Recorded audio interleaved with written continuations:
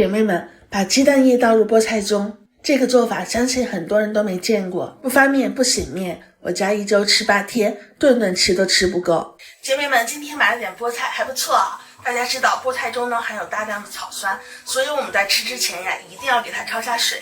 我是小蘇，水開加1勺鹽，1勺小蘇打，下入菠菜。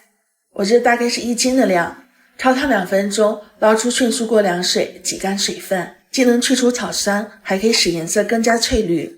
菠菜盡量切得碎一些，切好之後放入大盆中，再往裡面打入2顆雞蛋液，補充優質蛋白，加點胡蘿蔔補充維生素，再放點香菇增加營養，調味就加鹽，適量花椒粉。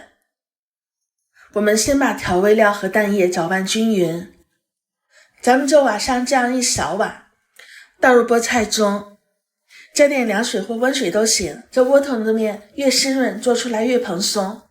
摔打幾下揉搓成圓，底下戳個小洞，扇2下就做出一個窩窩頭。墊上笼屉紙，水開之後放入蒸鍋，大火蒸15分鐘，直接關火，不用燜鍋。姐妹們，真的是太香了，滿屋都是豆香和米香，香噴噴的雜糧窩窩頭咱們就做好啦。大量蔬菜搭配優質穀物，鬆鬆軟軟，營養健康，早起10幾分鐘就能做好。不論是管理期的姐妹，還是不能吃精米白面的父母，都可以把主食換成這個，快試試吧。